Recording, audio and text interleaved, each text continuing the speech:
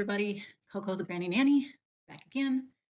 I have done a video about potty training, but I had a mama ask a question today, and it is such a good question. It reminded me that I have not done a video talking about what I would call potty training, toilet training, phase two. So once you have kids potty trained, then it often moves into when they're a little bit older, a little bit bigger, then it moves into them gaining the independence and confidence of doing it themselves and feeling like they can handle it and some of the more delicate issues that come up. And they have a hard time sometimes doing things themselves and not wanting you to help every time. And then the question comes up with they go to school, maybe, or preschool, and they're still little, and these are private things that they don't feel the most comfortable about doing themselves. And they're worried that maybe they're going to get something on themselves or worried that they can't wipe properly. And these are legitimate concerns. These are scary. You're a little person. You're still learning these things. So I just thought, I told this mama who asked this question, why don't I just do a little video and then I can answer follow-up questions too. But first of all, if you have a child who is 3, 4, 5, 6, and they're having this issue, don't let them watch this video with you because it's better if they don't hear these tricks. So we talk about phase two, have them trained, they know what they're doing. They're confident with going to the bathroom on the toilet. That's no big deal. They wear underwear, they go all night, fine. So you get into these other questions and getting themselves clean and dry without maybe dripping on their clothing or having a little accident, maybe dripping on the floor. Or the worst question that they run into is their nervousness about number two. Let's be real. And it's such a personal thing, and you can't blame them for being nervous about it. So let's talk about it in the two sections that come up, at home and in public. And mostly it is when they go to preschool or school on their own, going to the bathroom themselves. That's when they get really nervous. And I'm going to address the issue that I was asked about because I have seen this many times in the past. Boys in especially school, they go into the boys' bathroom and there are urinals. So they don't want to go in the stall and do number two because then all the boys are going to know what they're going in there for. And it's embarrassing. So they have fear of having everybody know. So they don't want to do that. So a lot of times these boys will try to hold it all day if this happens, or they won't even have to go number two, but they have the fear that they will have to go. So the question that you might think about first is, are they actually needing to go number two at school? Or are they just imagining that they will have to? So think about that first. Is it really happening? And you can assess it because let's be realistic. Most of us go at the same time every day or every other day or every third day. Most kids tend to do it every day and you tend to know, although some kids will go multiple days, but most kids can do it at the same time, maybe right after breakfast or right after lunch or right when they get up in the morning. It's pretty predictable. So you'll notice from weekends or just being with them on a regular schedule, you'll know what their pattern is. So first of all, take a look and see, is this something that is truly a problem? Is your little man, really needing to go to the bathroom at school all the time, or is he having just the fear of it? So that's the question, first question to ask. A couple of good things that you can do. Assess when they're actually going and if they actually are going to school. If they just have the fear of it. And then as a little side point, we can sometimes as a mom sort of tweak when it happens. Your own child, maybe it's not possible. But if they're one of those who goes right away in the morning or similarly, you might be able to push that a little bit. What their eating patterns are, what their bathroom patterns are. But if you know that something triggers them to go, what it is that brings that on, you might be able to make something happen by changing that. That's not the solution to this, but that is just a side point. But if they're one of those who goes every day after lunch and they're at school all day, well, then that's not even a possibility. And many people are that way. So let's just stay on this track for now. First of all, if it's a kindergarten age, so we're talking the little guys, maybe 5, 6, sometimes the kindergarten classes have their own private bathroom in the teacher's room or off of the teacher's rooms. If that's true, I would encourage that rather than going to the main boys' bathroom out in the hallways. So it'd say, hey, when you need to do that, use the teacher's private bathroom in the classroom. Then you're all alone in there, you lock the door, and it's all yours. You don't have to have any nervousness about that. That's one thing. Maybe that's not true. Now, the classrooms here where I live, that's the case. The kindergarten classrooms all have their own little bathroom.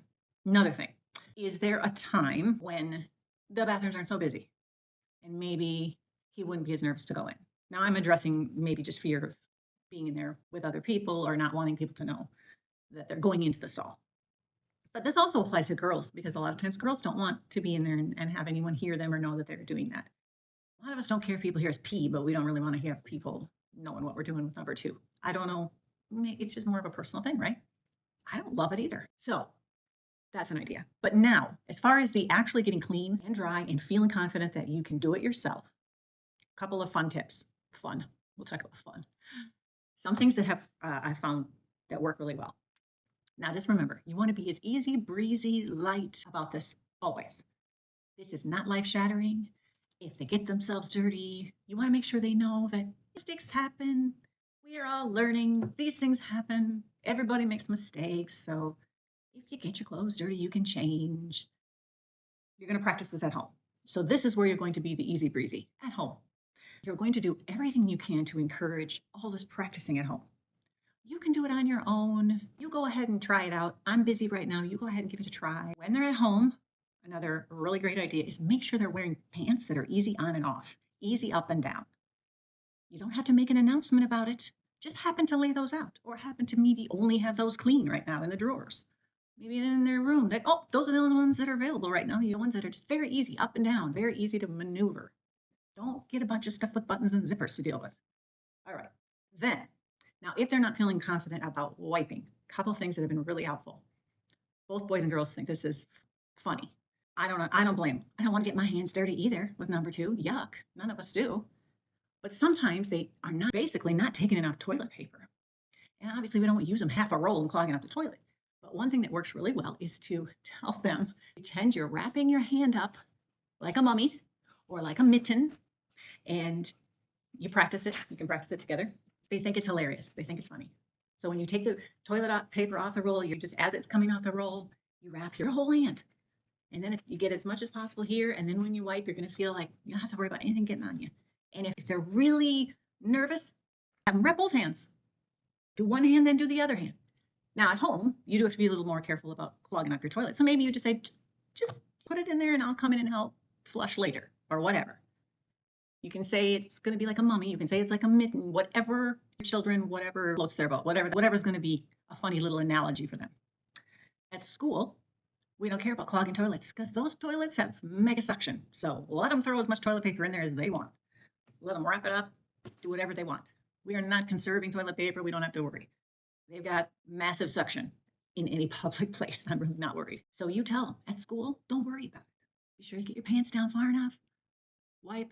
Now, another thing that has really been super helpful for me with girls and boys is these little wipes. Now, obviously, they don't want to carry a package of wipes with them. That would be embarrassing. But they have the flushable wipes.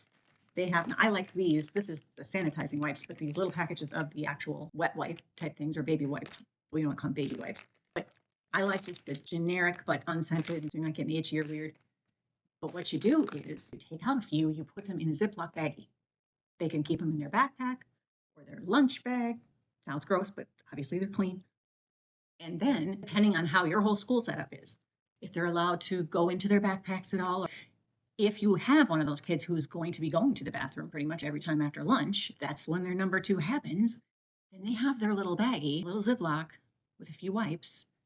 And you know what? What I have found that happens is they never use them, but it gives them this mental confidence that they have it.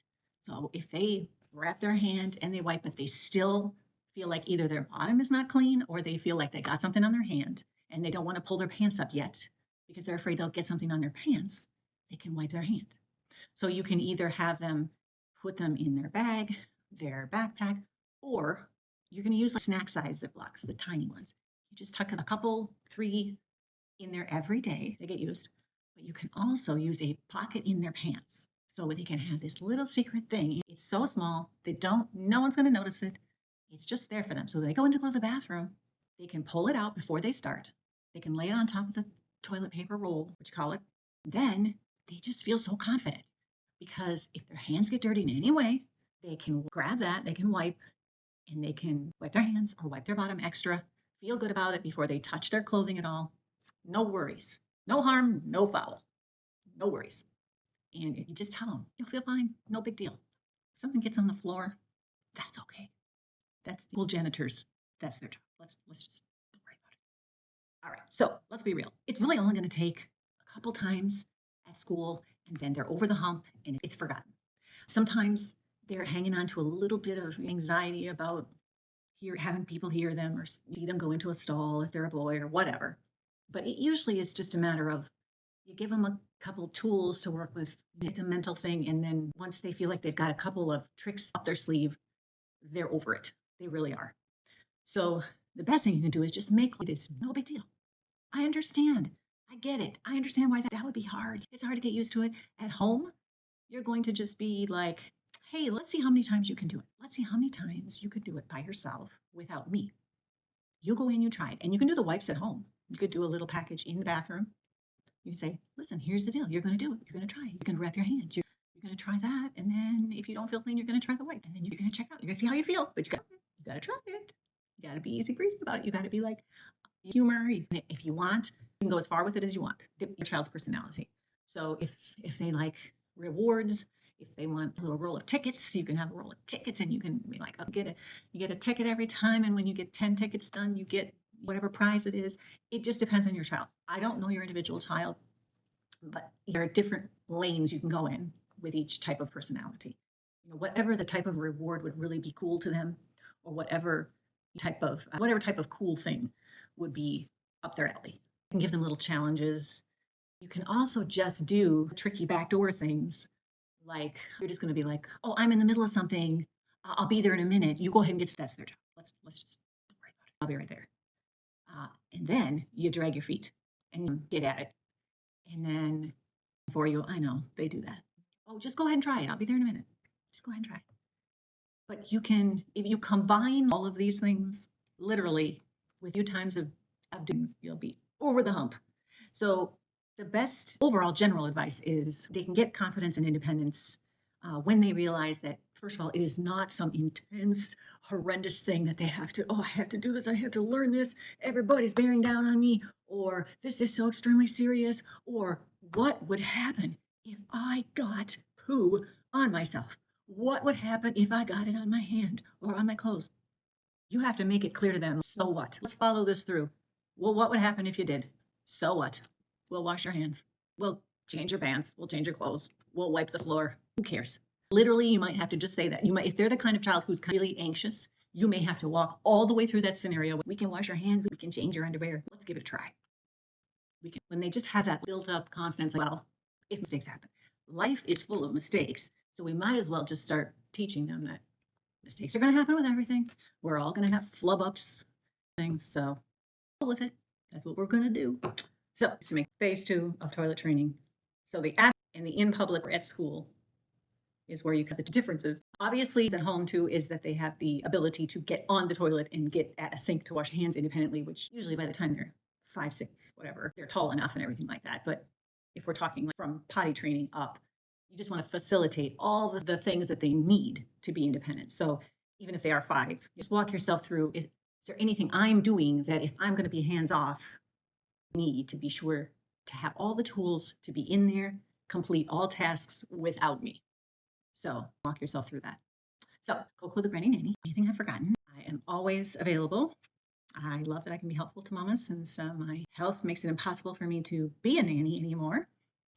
Feel free to send me questions anytime. And I'm trying to figure out how to start one-on-one chats or conversations, but happy to help.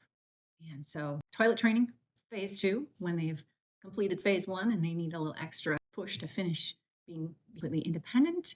I hope you all have a wonderful evening and I hope this is helpful. This is Coco.